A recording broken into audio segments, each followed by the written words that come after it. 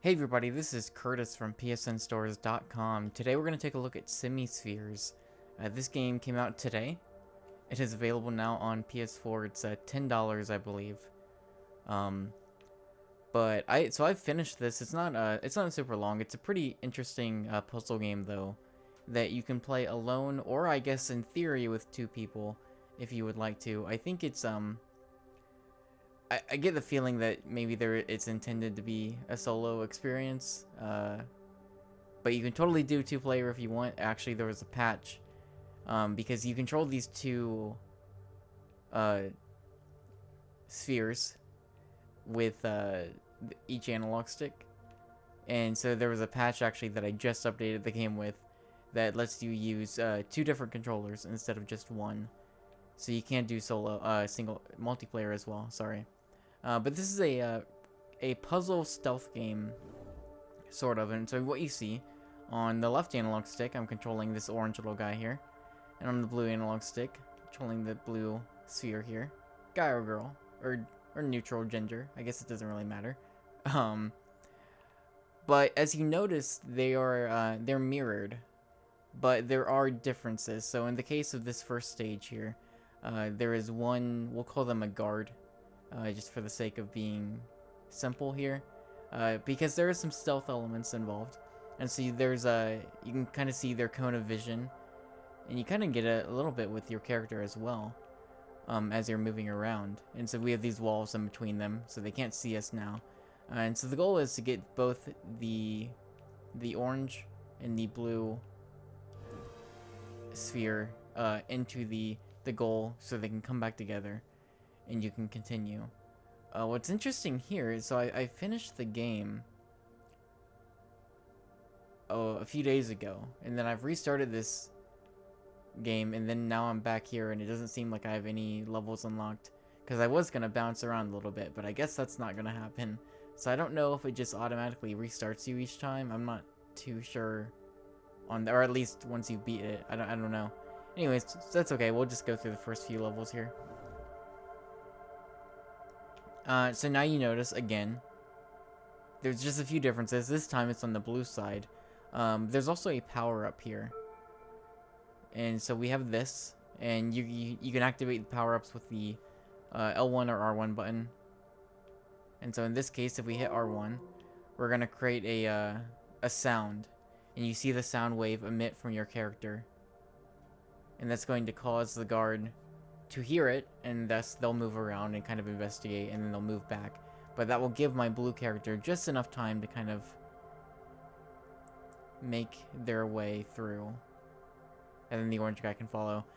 So the interesting thing here is, you could control both of these at the same time if you want. It gets kind of hard.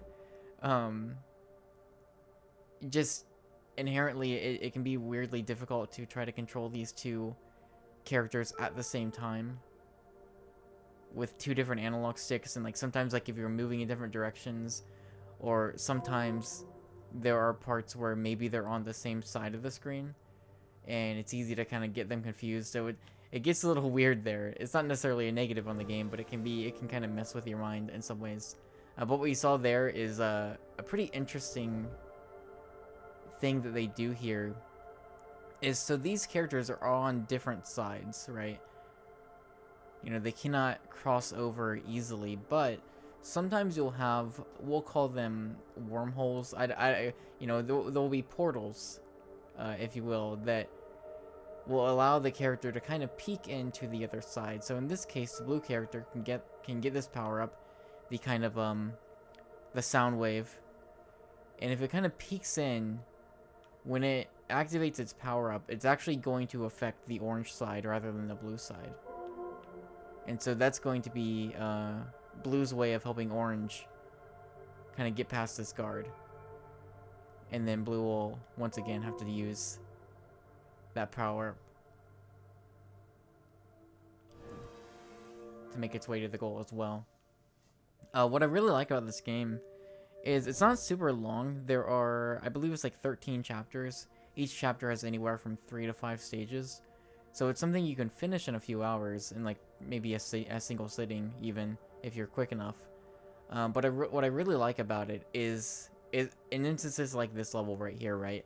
So we've gone through a couple of levels now. We know what this power-up does. We've seen these portals. So it's like, okay, that's kind of interesting. But every so often, when you get to a new level, you'll see something new. You'll see like this, and it's gonna be like, oh, well, what does this do? You know, and we'll get to that in just a second. But it can be pretty exciting to be like, oh, here's this new thing I haven't seen before. Let's try it out. Let's see what it does. And so here we are. Here's this new thing that we haven't seen before. And so in this case, let's just put it right here. And oh, look at that. We've created a portal all our own. And so naturally, you can kind of already start to piece together what you might want to do with this. So maybe, oh, I'm trying to think of the best way to handle this. Actually, I might want to create the portal over here because we want the guard to kind of give Blue some breathing room as it slips by. Oh, that's not gonna be close enough. Okay. Well, we could do the smart thing, and we could just put the portal up here and grab this and be ready. So it is the thing, like, you could totally do this 2-player because it isn't.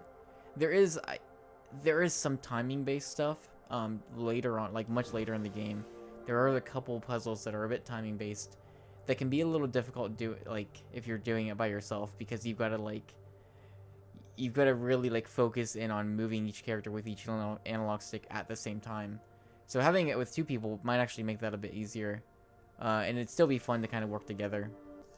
So this here is kind of how the story is delivered. As you complete each stage of a chapter, you can go into the center where the, like, kind of Roman numeral is, and you'll get this 3-panel comic strip. And as you do that throughout each chapter, it's going to kind of deliver the story to you as you progress. So in this case, this is how it begins. It's a young boy. He's got a present, opens up the present, and there's like a robot helper there. And so it's kind of the story between these 2 friends. I won't say any more, of course. It's pretty interesting. Like, it's easy enough to kind of piece together on your own.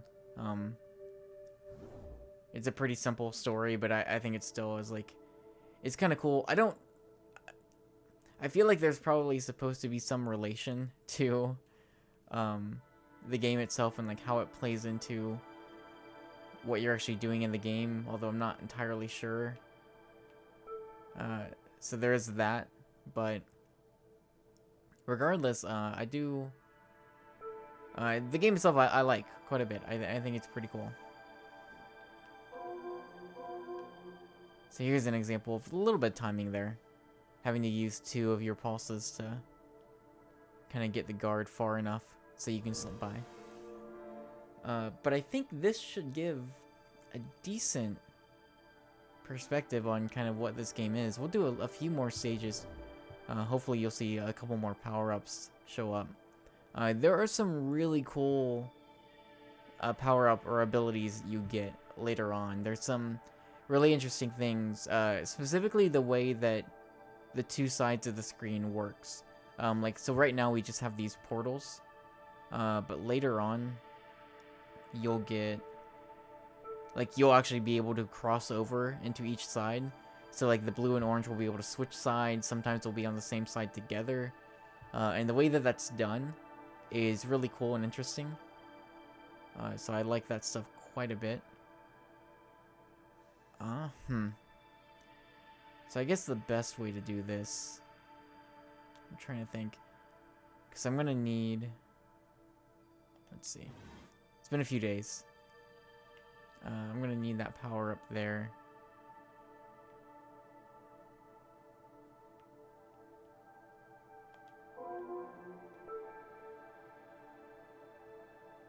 We can have blue come over here to this portal.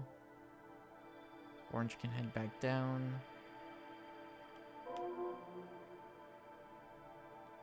Just wait just a second, and we're good. Okay.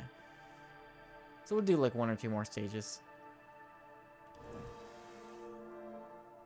But, seeing as this is coming out on Valentine's Day, you know, I guess if, since you can play it multiplayer, it's a nice cooperative game, so maybe if you're looking for something to do.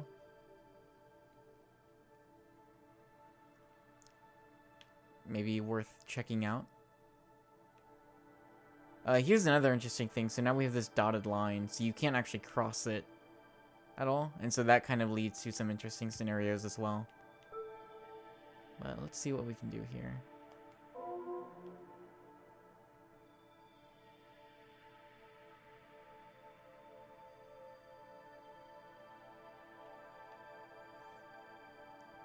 I think it's a bit too often I find myself like moving one at a time, when you probably could move them both together without too much difficulty.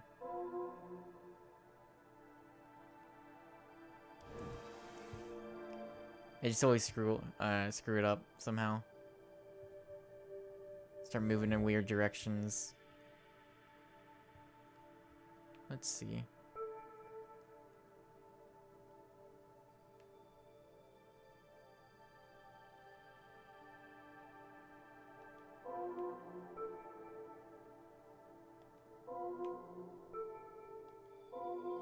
So that's another one we gotta kind of lead them on a little bit.